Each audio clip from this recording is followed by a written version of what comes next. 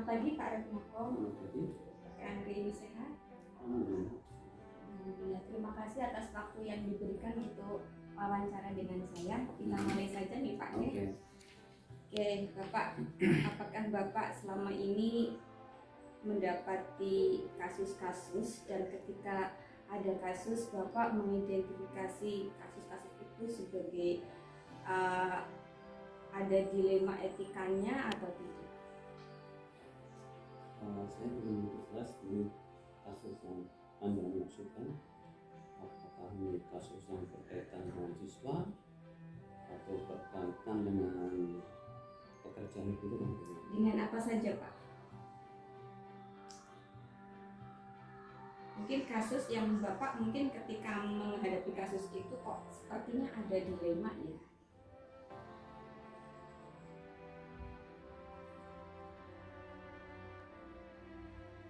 Bisa diambil satu kasus saja Pak. Misalnya begitu banyak kasus yang Bapak hadapi. Satu ya, selama ini paling mulai di sekolah ya kasus hanya bolos lah. Ada meninggalkan pelajaran atau mungkin anak yang terlambat mengikuti pelajaran. Oke, misalnya kita ambil ada kasus anak yang bolos atau tidak mengikuti pelajaran nih Pak. Bagaimana Bapak menjalankan pengambilan keputusan berkaitan dengan kasus tadi? Ya, kami pertama tidak langsung kami tangani, karena kami kan punya beberapa rekan-rekan yang sudah terbiasa menangani hal-hal yang berkaitan siswa. Jadi kalau itu berkaitan dengan mata pelajaran yang kami serahkan ke gurunya untuk mengatasi permasalahan tersebut. Kalau itu berkaitan dengan kegiatan kelas misalkan, ya kami serahkan kepada wali kelas untuk bisa menyelesaikan hal tersebut. Dan kalau sudah lingkupnya sudah lebih dari kelas berkaitan dengan sekolah, maka bisa melalui bimbingan konseling agar anak itu tidak terlalu jauh. Karena selama ini kasus-kasus bolos itu sampai kepada Bapak selaku pimpinan. Ya, kalau anak itu sudah berkali-kali diperingatkan, artinya di mata pelajarannya gurunya sudah kewalahan dan guru sudah mengkonsultasikan kepada wali kelas. Wali kelas juga sudah ibaratnya pasrah itu, sudah tidak mampu lagi untuk bisa mengatasi atau membujuk anak itu agar bisa arahnya lebih baik lagi, ya biasanya kami dilapori, dan untuk itu maka kami juga membantu sekedarnya aja agar anak itu bisa kembali ke arah yang lebih baik. Terus menurut Bapak pengambilan keputusan untuk kasus-kasus tadi yang dianggap efektif itu seperti apa?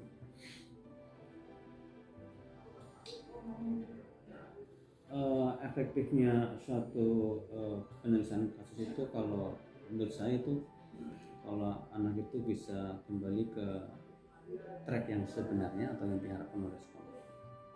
Jadi kalau anak-anak sudah kembali ke arah yang lebih baik, berarti menurut saya sudah selesai. Oke, maksud saya bagaimana kalau kasus itu biar sampai selesai itu prosedur apa yang Bapak lakukan?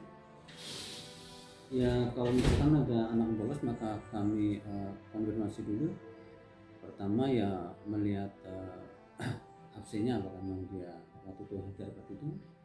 Kemudian menanyakan kepada teman-temannya, memang kebetulan absen itu, karena absen itu bisa dibuat, anak yang tidak masuk juga bisa dibuat masuk dan sebagainya. Maka kami mengumpulkan kepada guru atau wali kelas atau guru BK untuk melihat bukti-bukti yang ada dari pelanggaran tersebut, sehingga apa yang menjadi dalam tanda kutip sangkaan terhadap anak tersebut benar adanya, tidak hanya sekedar opini atau rasa suka tidak suka peran tersebut, tapi memang faktanya seperti itu, sehingga nanti semua permasalahan bisa dilihat ke akar permasalahan. Kalau memang itu terbukti anak itu tidak masuk, kita harus mencari akar permasalahan kenapa nggak masuk. Katanya penyebab itu. Kemudian juga ditelusuri ke orang tuanya, keluarganya. Jadi bisa saja itu anak memang benar-benar masuk, mungkin sakit di rumah gitu, jadi jangan terlalu menyangka bahwa anak itu tidak masuk karena itu masuk. Itu maka guru kelas BPK harus ngecek sampai ke rumah. Kalau memang anak bolos memang sakit di rumah, ya harus tahu jelas akar permasalahan, sehingga tidak ada prasangka, semuanya sesuai dengan fakta. Itu prosedurnya ya Pak, yang Bapak tempuh ya. Terus hal-hal apa saja yang selama ini merupakan tantangan dalam pengambilan keputusan pada kasus-kasus seperti tadi? Tantangan yang paling berat adalah kita menyadarkan kepada para guru untuk bersabar. Karena para guru yang bersabar, sehingga kadang-kadang menyatukan tersebut satu saja, seperti kalau seorang guru mata pelajaran dia akan memasrahkan kepada wali kelasnya. Nanti kalau wali kelas sudah nggak sabar lagi, dia pasrah kepada TK. Dan kalau TK sudah nggak sabar, nanti asalnya kepada kepala sekolah. Jadi permasalahan yang paling berat menurut saya adalah bagaimana caranya menyebarkan atau menyadarkan kepada para guru untuk bisa bersabar menghadapi anak-anak tersebut. Karena pada dasarnya kita mendidik adalah untuk mengubah perilaku dari yang kurang baik menjadi lebih baik. Meskipun kecil berubahnya, itu adalah suatu usaha kita untuk bisa.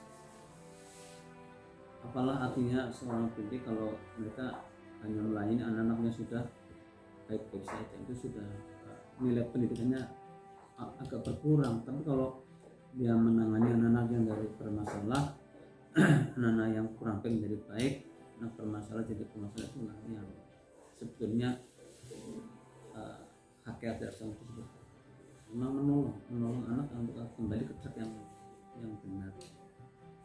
Jadi tantangan yang paling berat itu adalah bagaimana memotivasi para guru untuk bisa bersabar dan ikhlas menangani anak-anak yang dalam tanda kutip. Berarti dalam hal ini Bapak menghadapi dilema ya, dilema antara dari Bapak sendiri dengan para guru yang berbeda pikiran dengan Bapak. Dan mungkin juga ada dilema keadilan dan kesetiaan tadi ya Pak, keadilan atau keadilan melawan kasihan gitu ya, kepengennya berbuat adil, semua guru harus begini, tapi kadang dengan penuh pertimbangan jadi mungkin diambil rasa keputusan yang lain, maksudnya mengambil keputusannya tidak hanya berdasarkan keadilan saja, tapi juga mungkin berdasarkan kasihan atau apa. Jadi dalam hal ini kalau menurut saya melihat Bapak ada dilema antara Bapak dengan guru-guru yang berbeda, sama juga mungkin mau bersikap adil, semua guru harus seperti ini, tapi pada mungkin di sisi lain kasihan juga kalau seperti ini. Seperti itu enggak Pak? Ya memang seperti itu. Jadi yang namanya guru juga manusia yang punya keterbatasan, dan setiap manusia juga punya potensi masalah. Artinya apa yang menjadi harapan dari orang tua atau kepala sekolah di sini belum tentu terpenuhi. Kadang-kadang memang keterbatasan ini yang membatasi atau yang menghambat keinginan dari seorang kepala sekolah atau orang tua agar anaknya bisa diatasi secara maksimal kurang lebih. Artinya memang guru itu juga punya bisa mungkin guru itu untuk tidak sebagai malaikat, guru itu juga manusia biasa yang punya kelemahan dan kelebihan. Memang harapan dari orang tua ya guru itu lebih kan, guru tetap guru gitu. Terus apakah Bapak memiliki jadwal tertentu dalam penyelesaian sebuah kasus yang berdilema seperti tadi? Enggak, saya nggak punya jadwal tertentu, punya masalah karena masalah itu bisa muncul kapanpun, dan masalah itu juga bisa menjadi lebih besar atau lebih kecil nanti sesuai dengan hati nurani kita, apakah memperbesar memperkecil masalah tersebut. Jadi kalau kita menganggap itu hal-hal yang wajar biasa, mungkin kita akan fair saja. Akhirnya nanti kan dimakan waktu kan hilang sendiri. Iya. Tapi juga kalau ada masalah yang krusial yang mungkin sedang in lah gitu ya, ini mungkin bisa diskresi. Karena nanti kalau suatu kasus sementara di tempat lain sedang muncul begitu, kalau kita tidak segera tahu, nanti ini akan mendapatkan dukungan dari masyarakat yang bisa terkobar, maka penyelesaian ini sudah ada kondisi situasi di sekitarnya dan juga dampaknya yang mungkin akan seperti apa kita harus bisa memprediksi. Ini kalau dibiarkan dengan besar, ini kalau segera tahu bisa. Ya, berarti situasional dan kondisional. Kalau misalnya masalah itu harus ditangani langsung di tempat, pernah seperti itu? Ya, kami sering menangani yang artinya bukan kasus pelanggaran kecil yang harus segera ditangani.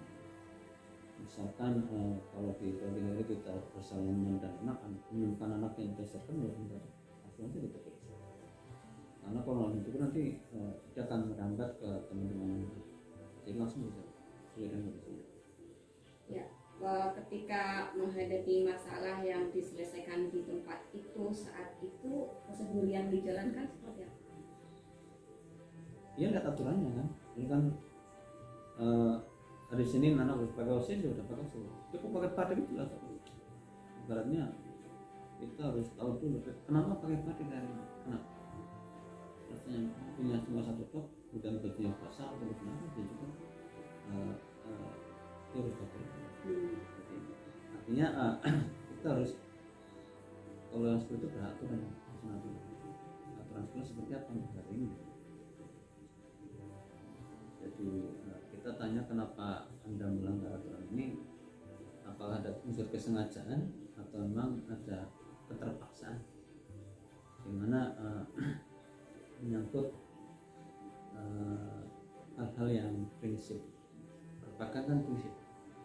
Masa kalau anak ke sekolah karena bajunya basah terus anak mau pakai baju kan nggak, meskipun melanggar atau tidak itu.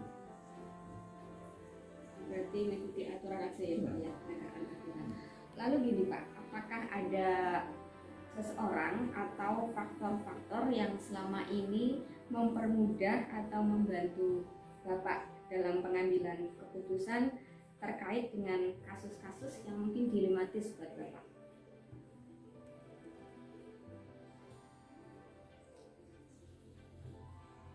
Banyak hal-hal yang mungkin bisa diselesaikan oleh guru wali kelas juga tanpa memeriksa. Jadi saya bilang di sini termasuknya itu jarang menyelesaikan kasus-kasus karena kasus itu belum sampai saya sudah selesai. Jadi jarang. Artinya banyak orang yang membantu Bapak menyelesaikan kasus-kasus tersebut. Ya, jadi mereka sudah tahu posisi mereka di mana mereka menyelesaikan masalah di tingkat mereka, di tingkat guru mata pelajaran, wali kelas atau tidak. Kami hanya menerima laporan itu selesai. seandainya itu ada yang dilematis sekali, pastikan tidak semua masalah selesai di bawah. Ada masalah yang selesai harus diselesaikan sampai ke Bapak sebagai pengambil keputusan utama di sekolah ini. Nah, dalam kasus-kasus yang besar yang sampai ke Bapak itu, apa saja atau siapa saja yang membantu Bapak mempermudah mengambil keputusan? Ya kami kan bekerja di lingkup sekolah, jadi paling-paling kasusnya yang paling hanya masalah naik kelas tidak naik kelas atau lulus tidak lulus, dan semua itu kan hanya kita lihat aja aturannya seperti apa, daya dukungnya seperti apa. Kalau memang dari pihak guru-guru sudah atau dewan guru sudah mengundangkan anak itu nggak naik kelas dan faktanya mendukung, silakan aja. Di situ berarti kan para guru sudah membantu saya, membantu saya dengan fakta-fakta, mengumpulkan fakta-faktanya, mengumpulkan data-datanya, sehingga itu bisa diambil keputusan untuk tidak naik atau tidak lulus. Jadi yang menentukan adalah para guru, wali kelas dan guru. Kalau dari luar sekolah ada yang membantu? Nah, selama ini belum ada sih, belum ada kasus-kasus yang berkaitan dengan apa, dengan luar dulu.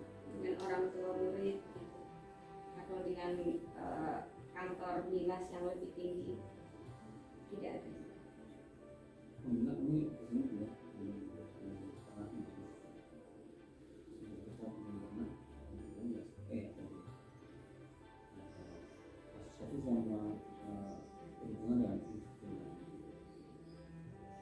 Oke Pak, dari semua yang telah Bapak sampaikan tadi, belum ada kasus yang sangat dilematis sekali dan sebagian besar kasus sudah bisa ditangani di bawah, artinya guru-guru di sini.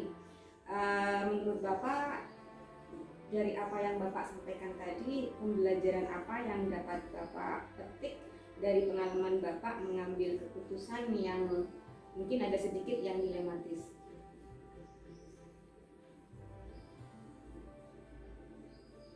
Ya paling tadi ya, kalau kita guru-guru punya fakta bahwa anak itu sering tidak ikut pelajaran, kalaupun ikut pelajaran tidak ada peningkatan yang signifikan, kemudian tidak ada menunjukkan tugas-tugas, kemudian nilainya tidak mencapai KKM, tidak masih di 8 KKM,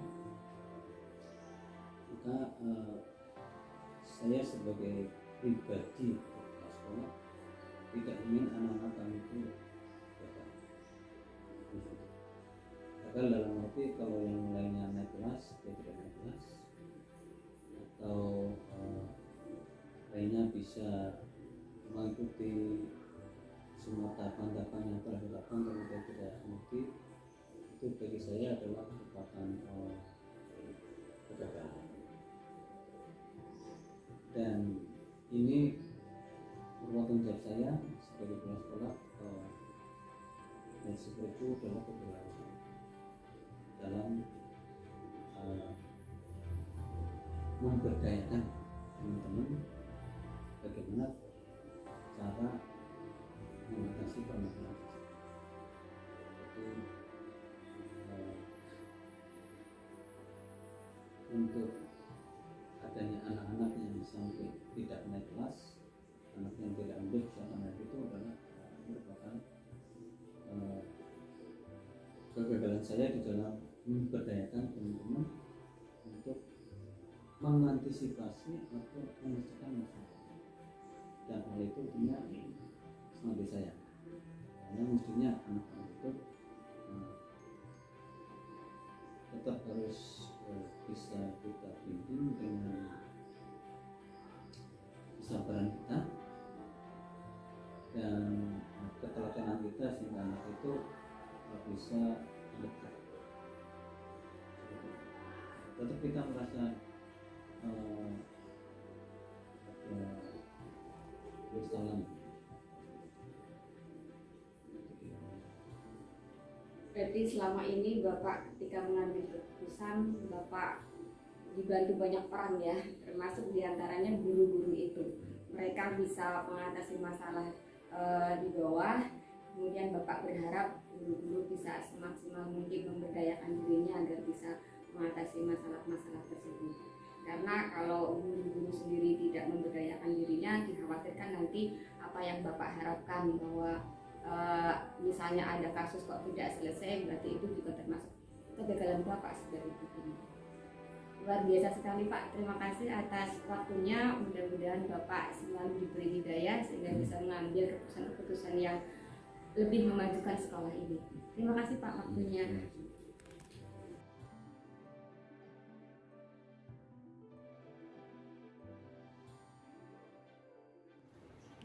Selamat siang Pak Sugeng. Selamat siang Ibu. Bagaimana kabarnya? Alhamdulillah sehat, walafiat, mudah-mudahan Bu ini juga sehat. Alhamdulillah. Saya mendoakan nih Pak Jin. Iya. Oke Pak, saya ada beberapa pertanyaan terkait dengan pengambilan keputusan. Iya. Ini sekaligus saya belajar dari Pak Sugeng selama ini dalam mengambil keputusan bagaimana. Ya. Banyak, cara itu banyak sekali. Saya yang pertama dulu ya Pak Ya, ya. Bagaimana Bapak dalam mengidentifikasi kasus-kasus yang merupakan dilema etika? Iya. Biasanya saya menggunakan analisis SWOT. Ya, selalu dengan itu atau menggunakan satu singkatan PDLT. PDL. Ya, P itu profesional, L itu loyalitas, D-nya dedikasi, T-nya tidak tercela. Nah, artinya PDL itu Bapak pakai ketika PDLT, mengambil keputusan di sekolah. saya ngambil keputusan melihat ya bagaimana teman ini profesionalisme seperti apa, dedikasinya seperti apa, loyalitasnya bagaimana, kemudian tingkat etikanya tidak tercelanya bagaimana. Kan semuanya kami, iya, kalau sudah belum milih yang lain kok tercela, langsung saja pada permasalahan. Tapi kalau kita tidak tahu tercelanya apa, menggunakan cara itu selain menggunakan analisis SWOT tadi, dengan kata apa, siapa, melihat bagaimana keunggulannya, bagaimana kelemahannya, gitu saya lihat Bu. Terus gini Pak, tadi ketika pakai teknik itu ya, apakah itu di semua kasus atau di kasus-kasus mana misalnya ada dua kepentingan yang sama-sama benar atau sama-sama mengandung nilai kebajikan? Ya, saya kebetulan menggunakan teori kasuistik, jadi memisahkan kasus per kasus. Jadi tidak pernah saya generalisasikan, nggak pernah. Jadi satu kasus kecil pun saya selesaikan menggunakan teori tadi, pendekatan-pendekatan. Mana misalnya KBM-nya kok bermasalah, berarti ini saya lihat bagaimana profesionalisme, bagaimana tingkat penguasaan materi ya. Profesional kan tingkat penguasaan materi seperti apa, terus edukasinya gimana, dia punya kemampuan mengajar mendidik tidak, kan gitu loh. Saya dalam supervisi melihat itu Bu. Terus berikutnya tidak hanya ini, juga ada peluang dikembangkan tidak. Saya tidak pernah langsung memberikan punishment ya, tetapi saya selalu mencari alternatif. Ini kata kunci ya, selalu mencari alternatif baiknya bagaimana. Kalau ada kelemahan kita cari apa yang mungkin bisa diunggulkan, kan gitu. Akhirnya berhasil, selama ini berhasil. Ya. Jadi langkah-langkah atau prosedur yang dilakukan selama ini seperti itu ya, Iya. pendekatan kausalitas. Kausalitas ya. Terus selama ini dalam mengambil keputusan pada kasus-kasus yang tadi ada dilema etika itu, yang berupa mungkin tidak hanya itu tadi kausalitas ya, mungkin juga dengan yang lain. Menurut Bapak yang efektif dalam pengambilan keputusan itu yang mana? Ada yang Kalau saya loh ya, kalau saya, dan mungkin ini tidak bisa berlaku umum. Kalau saya sudah 6 sekolah, tapi yang di SMP 1 Kalibagor ini melihat, yang pertama melihat dulu, kemudian saya evaluasi, kira-kira bisa secara individu atau kelompok atau berpasangan, kan gitu loh. Nah, Kalau misalnya berpasangan, saya cari teman terdekatnya itu siapa. Kemudian saya ajak bicara bersama. Contohnya Mbak, pernah saya itu dilaporkan sampai Pak Wakbu Oh ya? karena pakaian seragam. Kan saya mengikuti anjuran menteri, anak putri harus rok panjang dan sebagainya. Dilaporkan bupati bahwa SMP 1 harus berjilbab, harus begini macam. Padahal saya tidak pernah berjilbab. Akhirnya Pak Wabub dikembalikan ke dinas, di dinas dikembalikan pada saya selesaikan. Iya. Enggak ada larangan tidak berjilbab, boleh di sini, tapi pakai kaos rok sepan. Kami sekolahnya itu bertingkat. Kalau duduk kan nggak sopan, saya kan gitu. Akhirnya bisa menerima dan puji Tuhan, alhamdulillah ini roknya sekarang sudah panjang semua. Itu termasuk salah satu tantangan ya Pak? Salah satu tantangan Apakah berat. ada tantangan dalam pengambilan keputusan yang lain pada kasus-kasus yang mengundang dilema etika ini? Ada. Setiap keputusan yang terbaik pun mesti ada yang tidak senang. Iya. Nah, tinggal pendekatan, ingat approach ya, pendekatan kita pada orang yang tidak senang itu. Mau kita lawan atau kita selesaikan. Kalau saya selama ini tidak pernah saya lawan, tetapi istilah bahasa Jawanya dilus. Malah didekati Malah ya Pak saya ya? dekati, alhamdulillah semuanya sekarang bisa. Contohnya kemarin ketika tes misalnya, saya pastikan tes online, tapi ada yang ngejar, anak-anak kan kertas, sinyal macam-macam, gampang, langsung sekolah saya niatkan, semuanya berbasis IT semua, wifi-nya jalan semua. Anak-anak yang bawa HP, yang tidak bisa hidup saya carikan dokternya. Ada guru yang khusus mengoperasikan itu, online orangnya yang tadinya menentang malah berhasil Pak, salut gitu. Dan itu hematnya luar biasa. Kita tidak beli kertas, tidak apa, Bapak Ibu guru juga semakin terampil menggunakan IT, dan setelah mengerjakan langsung keluar nilai, tidak harus koreksi. Keunggulannya luar biasa, dan orang yang menentang akhirnya iya Pak saya ngikuti itu. Contohnya itu. Pendekatannya kuncinya ya, manusiawi ya, bukan kita tentang tetapi kita dekati. Apakah adanya dilema etika seperti itu hanya berhadapan dengan warga sekolah atau masyarakat luar?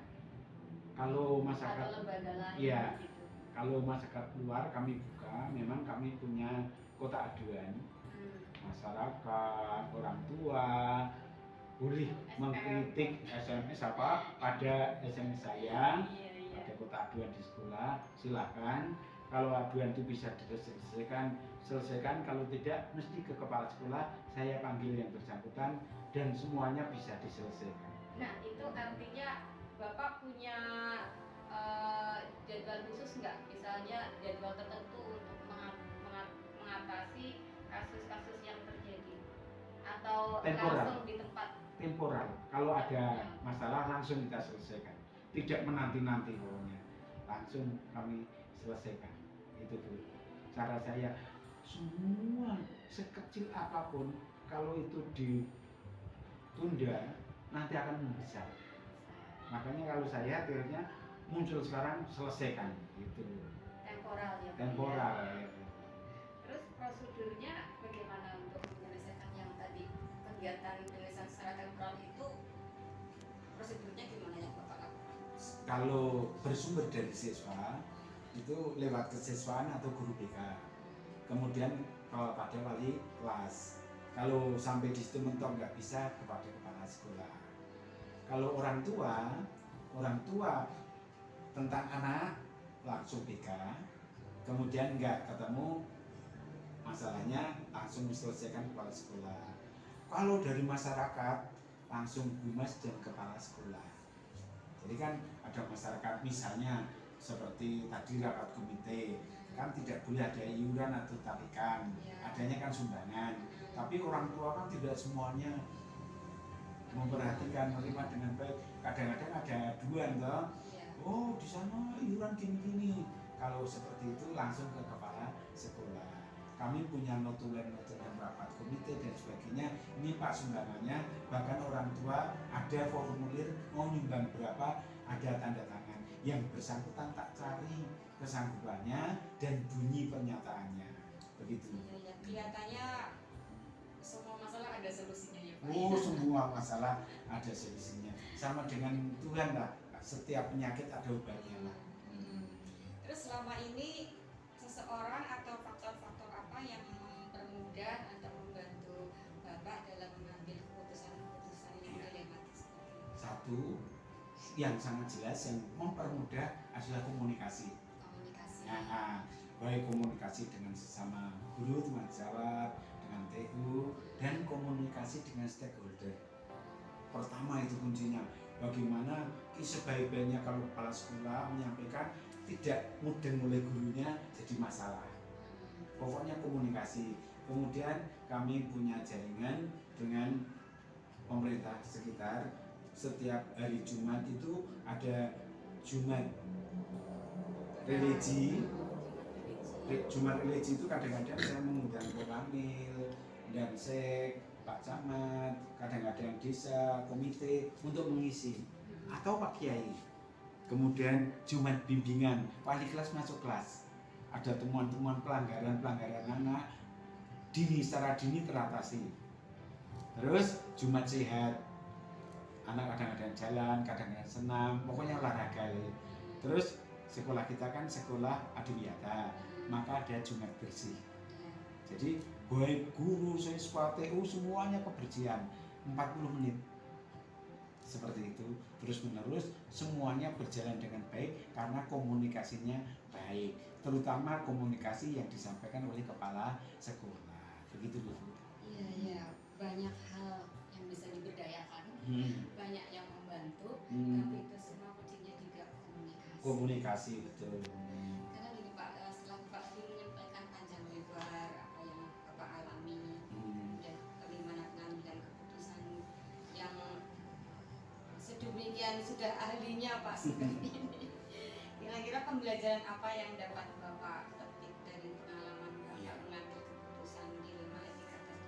Banyak pelajaran, banyak, apalagi yang dapat dipetik karena saya mengikuti bahwa setiap pengalaman itu adalah pelajaran dan setiap kegiatan dan perlakuan baru itu pengalaman.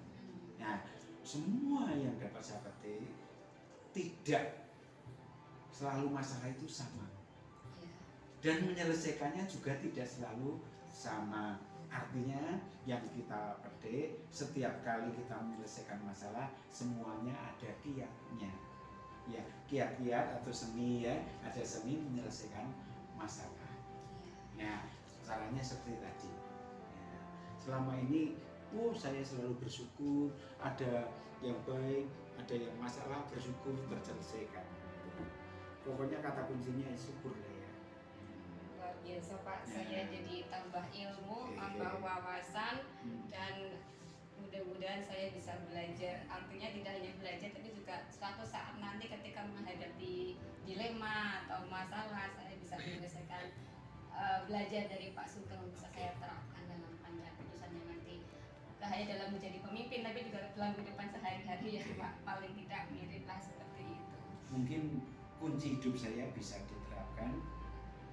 Kita akan berbuat baik pada siapapun, walaupun orang itu tidak baik pada kita. Iya. Gitu kan? Iya, Coba. betul. Terserah pokoknya kita berbuat baik, terserah mereka menerimanya. Tapi paling tidak positive thinking kan gitu kan? Positive thinking. Gitu. Terima kasih sekali Pak Sugeng atas waktunya, atas ilmunya. Mudah-mudahan Pak Sugeng selalu diberi kesehatan, keajaiban-ajaiban, luar biasa semuanya, banyak jempol buat Pak Sugeng. Amin. Ya seperti itu, mudah-mudahan bermanfaat untuk Bu Emi, dan kegiatan ini jangan sampai di sini. Pokoknya terus tak masalah. Jadi kalau resmi banget ya. Sudah Bu.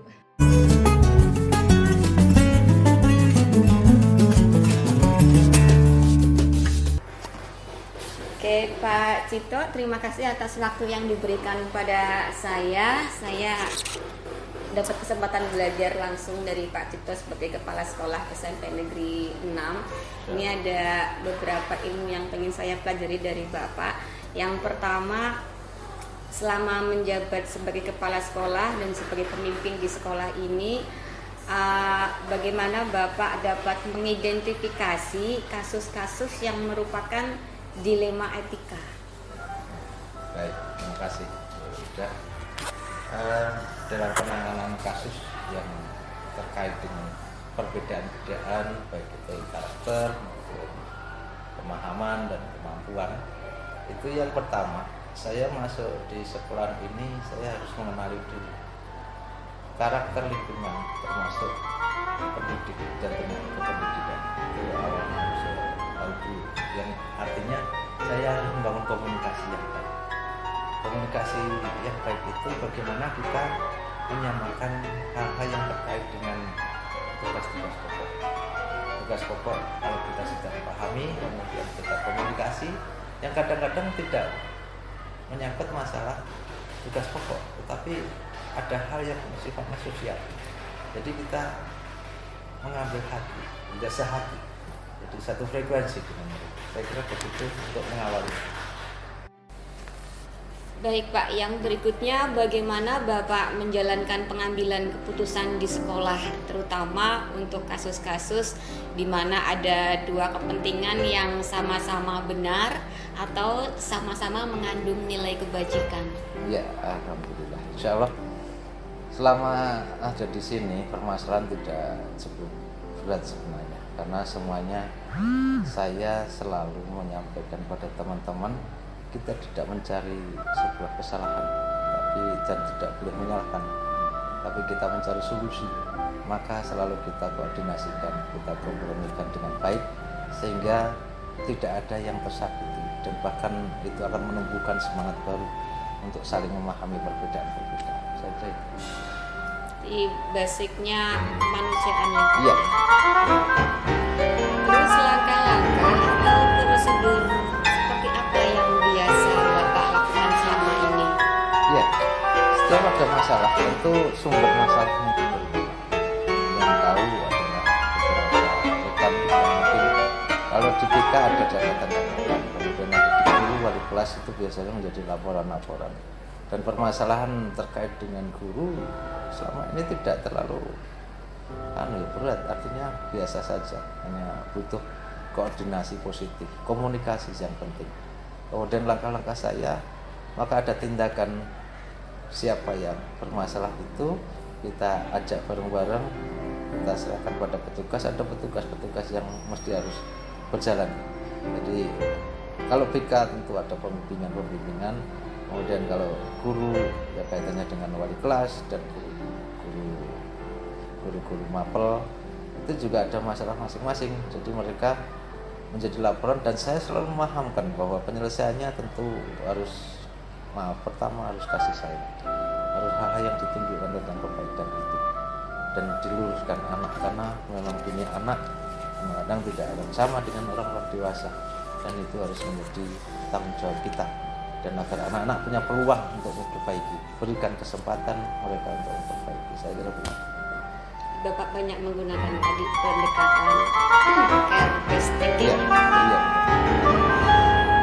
Selanjutnya langkah-langkah atau prosedur apa yang biasa Bapak lakukan selama ini? Langkah-langkah yang saya gunakan, yang pertama memang harus tahu dulu, tahu permasalahannya. Kemudian setelah itu adakan komunikasi dengan masalah itu, dengan orang-orang yang membuat masalah. Dan permasalahan itu bisa terselesaikan dengan cara bagaimana kita memahamkan sebuah permasalahan itu menjadi muncul dan bagaimana masalah itu harus diselesaikan. Dan kita harus benar-benar menyikapi ini, tidak boleh saling menyalahkan, harus berpusat pada bagaimana kita memanusiakan manusia. Sebab kalau yang formal tentu ada aturannya, tetapi kalau sifatnya sosial tentu kita pahamkan melalui sikap-sikap sosial. Oke Pak, jadi hal-hal apa yang selama ini Bapak anggap paling efektif dalam pengambilan keputusan pada kasus-kasus dilema etika? Maksudnya tadi mungkin kan ada keinginan yang berbeda dari Pak Cipto mungkin dengan guru-guru. Nah, pada saat menghadapi seperti itu, yang dianggap efektif dalam pengambilan keputusan yang untuk diambil nanti yang mana, Pak? Iya, begini, pengambilan keputusan itu karena setiap pimpinan juga punya idealisme, dan teman-teman juga punya pendapat. Iya, Nah, betul. agar sama seiring sejarah, maka sebenarnya kita memahamkan tujuan kita untuk punya ide-ide itu, perbedaan-perbedaan perilaku, sikap dan lain-lain yang kita harus harapkan. Kemudian kita menyampaikannya juga tentu saja secara dewasa, tidak boleh memaksakan. Artinya mereka pun boleh berpendapat. Dan yang penting bisa diterima dengan ikhlas, tidak ada paksaan. Penyelesaiannya adalah komunikasi baik. Komunikasinya itu yang baik. Yang tantangannya apa, Pak? Tantangannya ketika mereka harus menyelesaikan permasalahan sendiri, itu mungkin juga terkendala oleh mereka sendiri. Dan saya yakin ketika kita sudah tidak menyalahkan dia pun akan memahami. Tapi kalau begitu kita salahkan, orang itu tidak mau disalahkan. Yang pasti adalah kita saling memahamkan. Ketika ada orang yang berbeda dengan kita, itu menganggap itu salah, itu sebenarnya akan menjudge orang, dan orang pun tidak akan mau seperti itu. Maka care and share-nya ini yang penting. Jadi membuka diri dan saling memberikan sesuatu yang terbaik, insya Allah menjadi sehati. Dan itu yang akan menyelesaikan permasalahan di sekolah ini. Kondusivitas sekolah itu titik nyaman dari sebuah hati yang dipadatkan oleh manusia. Hablum minan nas di sini dibangun. Itu sih penting. Oke, artinya Bapak benar-benar kan ada tiga prinsip ya Pak ya. Ada prinsip kepedulian, ada prinsip berdasarkan regulasi, ada prinsip berdasarkan hasil akhir. Nah, tadi saya amati berarti Bapak banyak menggunakan prinsip yang ketiga ini, best thinking itu. Nah, ketika menghadapi suatu kondisi harus mengambil keputusan seperti ini misalnya, apakah Bapak memiliki jadwal tertentu dalam sebuah penyelesaian kasus dilema etika seperti tadi? Ya, kalau memang itu ada kasus-kasus yang seperti itu, karena biasanya kami tidak akan berlarut-larut. Yang selama saya alami tidak ada kasus yang menyebabkan berpengaruh pada kondusivitas sekolah. Dan guru senantiasa tidak ada yang overlap di dalam perbedaan perilaku. Jadi keandaikan itu terjadi, kami juga akan bicara face to face, artinya kita ajak, tapi tidak langsung ke situ. Regulasi yang ada di dalam dunia formal, artinya di kedinasan, itu sebenarnya kan standar yang diikuti ketika kita bisa jadi meninggalkan rasa, regulasi itu sebenarnya rangkaian proses yang sudah diurut. Tapi ketika kita ketemu dengan audiens atau warga sekolah ini secara nyata, kita sebenarnya bisa mengamati bagaimana cara kita sendiri. Mungkin ya itu tadi, komunikasi intensnya nggak apa-apa terjadi, tapi ini tidak terjadi di sini. Jadi sangat mungkin tidak mengikuti regulasi ya Pak? Bisa jadi, regulasi itu bisa kita tinggalkan asal menjadi penyelesaian positif yang lebih baik. Jadi regulasi ada sebenarnya, tetapi kita untuk muter ke situ, rangkaian itu bisa kita lewati manakala akan menjadi penyelesaian yang lebih baik. Bapak pernah nggak ketika menghadapi dilema seperti itu langsung menyelesaikan di tempat? Karena belum pernah ada dilema yang lebih ya. Jadi ketika berandai-andai, saya pastikan saya tidak akan menyelesaikan masalah itu di depan umum. Artinya hal yang sifatnya pribadi tentu harus kita selesaikan secara pribadi. Nggak mungkin kami itu nggak boleh, dan nggak boleh sama sekali agar orang tidak terlanjur down dan lain-lain. Oke, tadi kalau biar yang nggak boleh tadi ya Pak ya, terus prosedur yang Bapak jalankan seperti apa? Yang mana? Tadi misalnya tidak menggunakan regulasi, tapi kepedulian misalnya.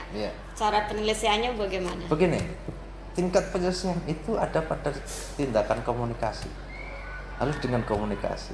Jadi kita kadang-kadang kita agar orang itu salah tidak diketahui orang lain, orang banyak disalahkan, itu harus menghindari hal seperti itu. Jadi kita menyelesaikan masalah, ada satu salah, jangan sampai penyelesaiannya di depan umum. Harus ada hal tindakan-tindakan pribadi yang lebih baik. Dan itu aku belum mengalami, artinya nggak ada masalah seperti hal seperti itu. Dilema Itu yang di sekolah ya Pak ya. Kalau dengan masyarakat, wali murid atau lembaga-lembaga lain? Oh ini, kalau di masyarakat, artinya ketika ada hal yang sifatnya komplain, itu biasanya begini. Komplain itu sudah ditangani oleh misalnya ke wali kelas, tidak langsung ke kepala sekolah, nggak ada. Saya itu nggak pernah dapat komplain langsung. Artinya sudah teratasi, terjawab, dan alhamdulillah selama ini bisa terjawab dengan baik dan akhirnya menjadi tidak ada masalah sampai ke tingkat kepala sekolah. Jadi saya gambaran nangani, ini ada masalah, gitu aja. Tapi selama ini kan Bapak pasti kan juga punya idealisme. Oh ya, di SMP 6 saya mau begini. Tapi Bapak pengen menerapkan apa yang Bapak mau, kemudian timbul friksi-friksi. Bisa dengan apa saja ataupun dengan siapa saja. Nah, di situ bagaimana Bapak menjalankannya? Baik, sepanjang kita punya regulasi yang sudah kita ikuti. Sebenarnya regulasi itu harus ada dasar hukum yang kita gunakan. Misalnya ada pengembangan sekolah ini dibangun berdasarkan apa? Tentu peran serta masyarakat juga ada, dan di situ masyarakat kan mungkin berbeda wawasan. Makanya pemahaman tentang apa yang kita ambil kebijakan ini seolah-olah menyimpang. Dan ini bisa dikomunikasikan.